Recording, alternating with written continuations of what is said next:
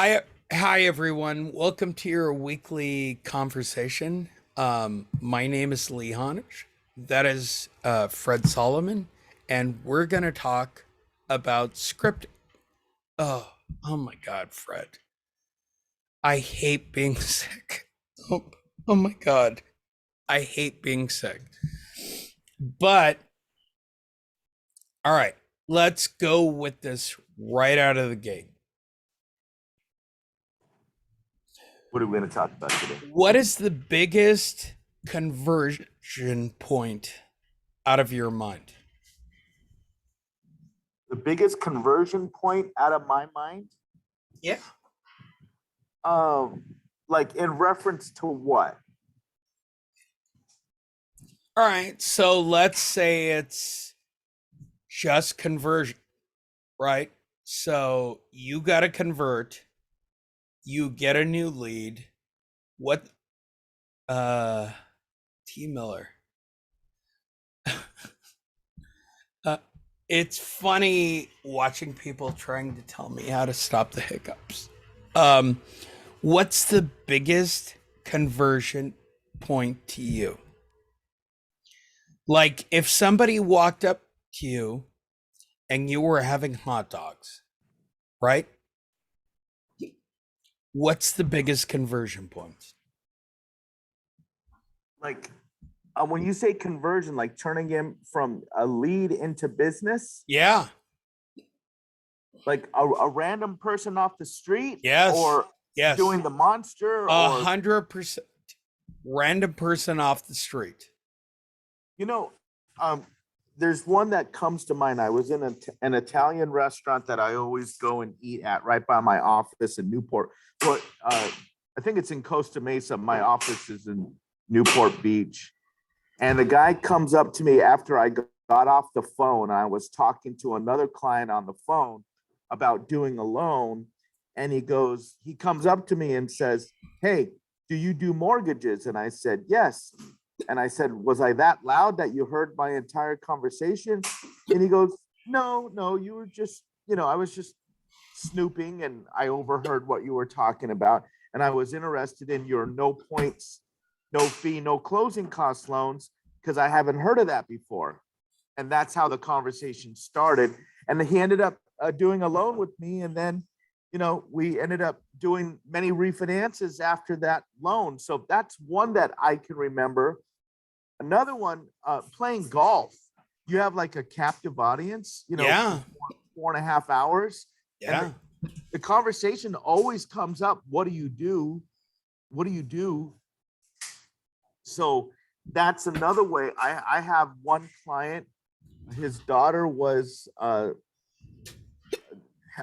Dr. Phil's hair, not hairdresser, because he doesn't have any hair, but a wardrobe dresser. She did all the wardrobe for him, and she would fly on his private jet wherever Dr. Phil would go. And I met the entire family. I did loans for the entire family. I did loans for all their golfing buddies. That one round of golf must have made me over $100,000 over a 10-year period because of all the referrals that I got. So now that's not normal, and that doesn't happen every time I play golf. But I'm just thinking of some extreme situations where I didn't know somebody and I ended up getting a lot of business from them down the road. And you know what? Another one is through your coaching students. I mean, when I speak at your events, when you used to do live events a lot, and Yeah. when I do these coaching calls, I've been getting a lot of referrals. I even got Judy. She's working with me now, and Ivan. But I've known Ivan for 10 or 15 years. Oh But yeah. I Ivan that's has been around for a while. him and Antonio kind of remind me of the same person. Um, but they've both been around for a while. So those are some of the people that I've. And then there was another one. I just closed a loan with one of your students that I met in, I think it was Pasadena many years ago, and her name was Anna Chaffee. I refinanced both of her houses, and she's a realtor. And I did such a good job when I refinanced her houses. Now she refers me all of her buyers, and we just closed a deal yesterday. So I get a lot of business from many, many different sources. And I guess if I don't know if that answered your question, but No, it's a value prop, right? yeah. It's always a value prop. I'm glad I have my voice back, but Fred, it sucks. It sucks. It's been a month. Oh my God, 22 days of being sick. This is crazy. So, oh, what's your answer to? Ooh, uh, what's your answer to get a lead? Getting a lead? Oh man. Well, the first thing that I do is I have an email list, and that is the most important thing that I have. With that email list, you can do so much. Obviously, everybody knows that Lee Honish, he emails the hell out of people, and he's proud of it. And he's proud of it, and he's proud of his Oh open. yeah. Oh yeah. I have no issue. I have no issue with how prolifically, uh, good word, T. Miller, prolifically. Why are like I love that. I love prolific.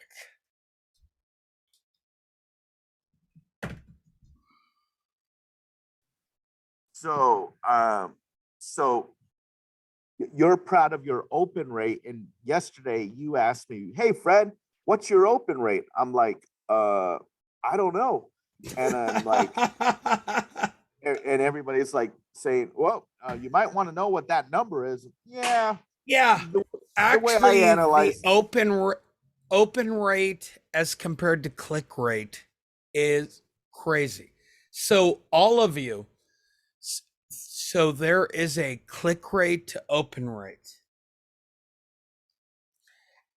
and I love my click rate.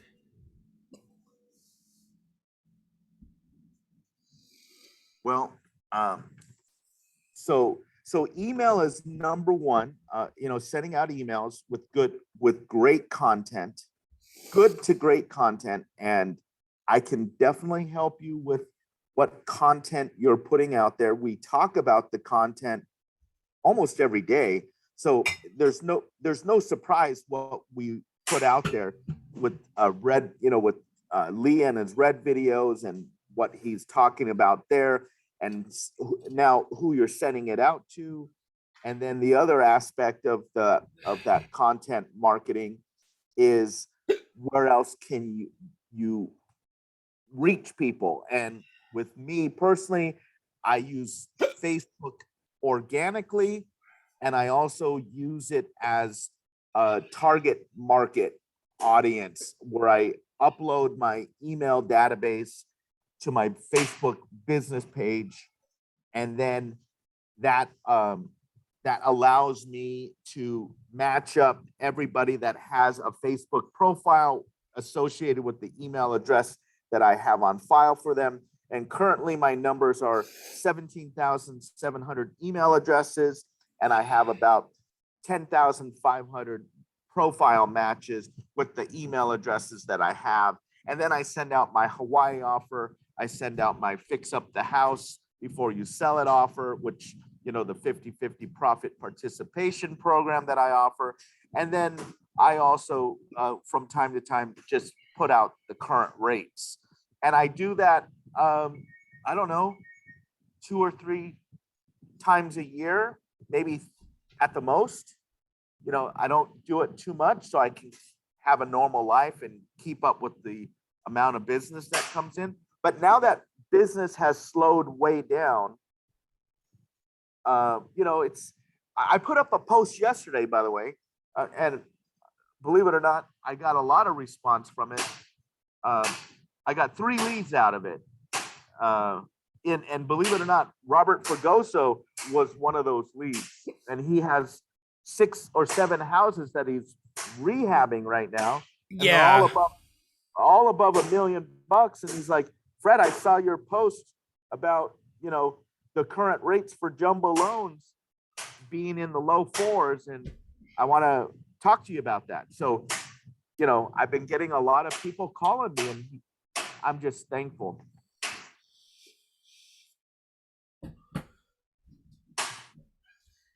You know my answer.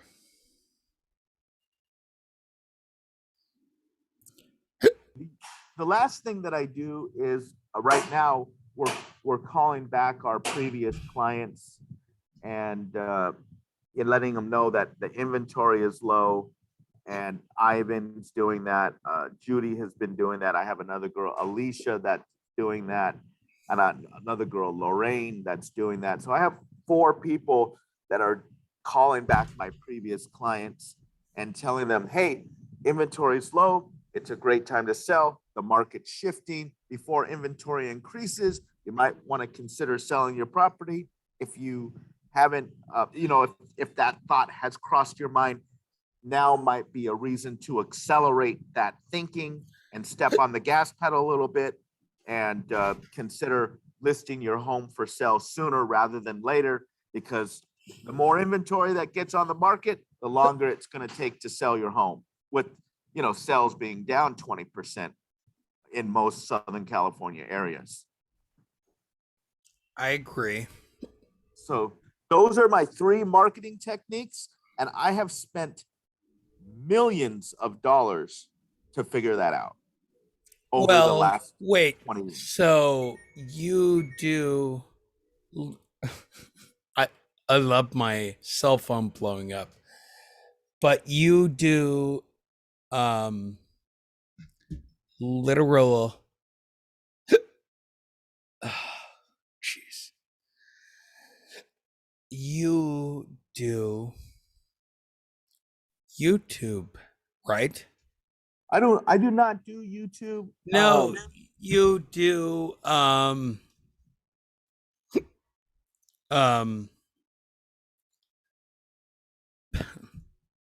I'm sorry. Oh my god. Oh, I suck. I suck, Fred. Yeah, today is not your day. Oh, well, I got my voice back. And trust me, the Fight Net Radio people want to go back, and I'm just short. So, what would make you more money right now? Listings, 100%.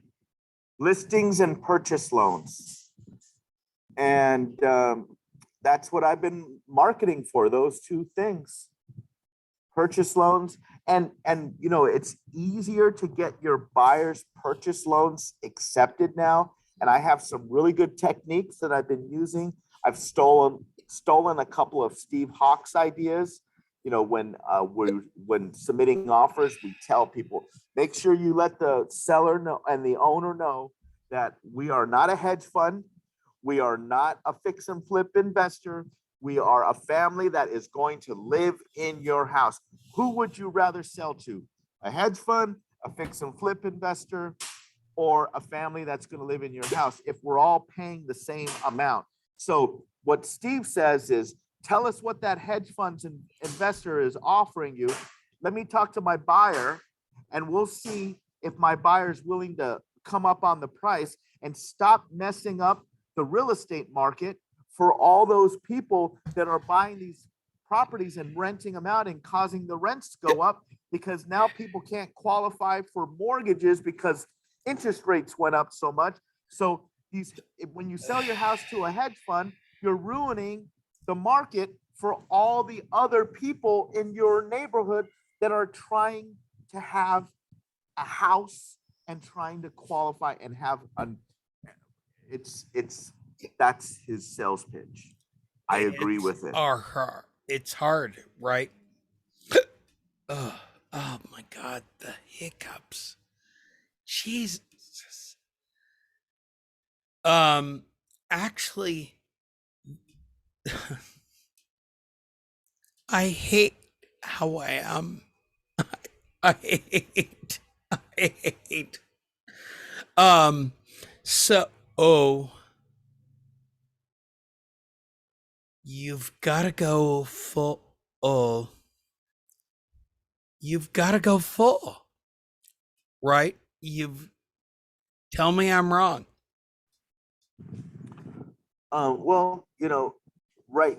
Realtors want listings. So when they want listings, what what are they doing I to get that love listing? that in the background, there's actually clicking of people working. So you've got to go. You've got to go. Yeah, and we have discussed that before. That is very true. But some things are never worth not repeating. In other words, you know, putting clothes on before you leave the house every day. You got to repeat that. Um, Doing the basic marketing stuff, you got to repeat that. It's got to be the same as eating food and water. Drinking water. You got to do it every day. And if you look at my Facebook wall, I don't care that all I use it for is marketing purposes. I don't care. I really don't care because I get a lot of business from it. And I could take screenshots of all the leads that I get when I put up my Facebook posts. They work. People should copy them. They should, and I know two people shared my post. Ivan shared it. And I think there was, when I get shares on my post, that only shows me that what I'm saying, other people think, hey, maybe you should read this too. It's good information. So I always try to put good info out there and, you know, put something on your Facebook wall. These are people that know you, like you, and trust you. And whether you do it organically or whether you upload a custom list to your Facebook business page and put some content out to your previous clients that have Facebook profiles, those two things are my bread and butter right now. That's where I'm getting all my business. I mean, what else? So I've spent a lot of money to figure this out. I'm telling you what works for me. And if you guys need help, I'll tell you, I'll refer you to people that can do it for you. My buddy Chris does all my Facebook marketing for me. I pay him $100 for 1 hour of his time, and he puts the content up there, uploads my email database, and he does everything for me. $100 plus whatever I spend with getting my message out to my previous clients on Facebook. It's the best thing I've ever done, ever. It's like the same feeling that the gold miners had when they struck gold. This is the feeling that I have. And I can't tell you how successful it is.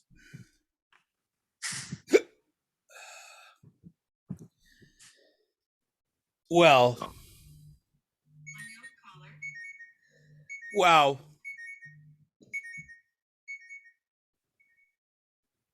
Read a stat. Let's see here. Hold your breath.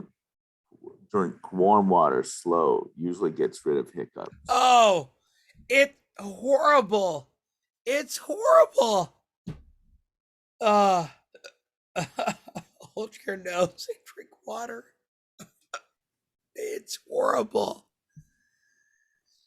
This this is literally like the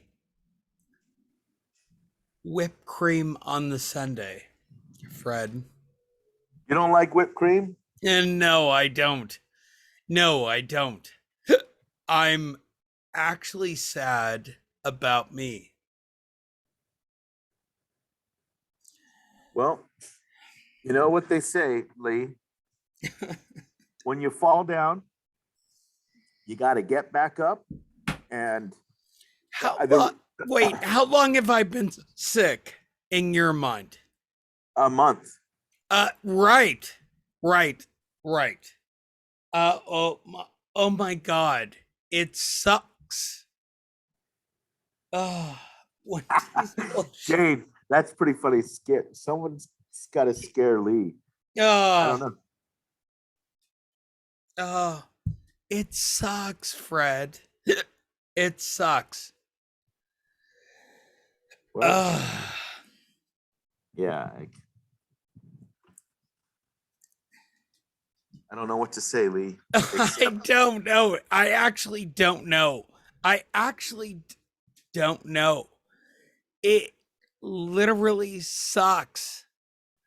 I think you made that point kind of clear. I think you've said that at least 50 times during this Oh coaching. my God.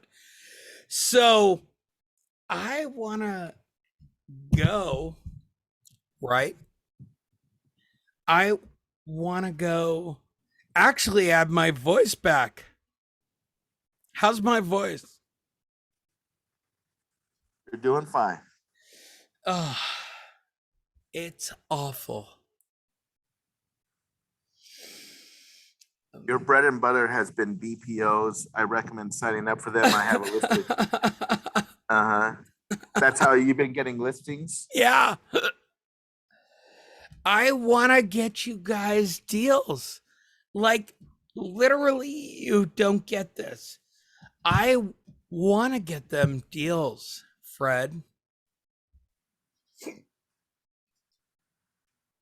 Oh, Miles, aren't you in Vegas? I think he is. LA, Or wait, San no, he's Diego, San Diego. Steve Thompson's in Vegas. Steve, So it's Steve Hawks. Steve Hawks in Yeah, Vegas.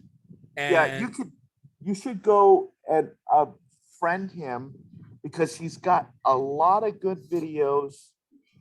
He's got a lot of good information always. He's always doing video marketing, organic, and the guy gets 1,000 views on his organic videos. He, he's he he's well known in Vegas. He's one of the top Steve realtors. always goes. Yeah, exactly. Go to his Facebook page. I agree. He's got great information.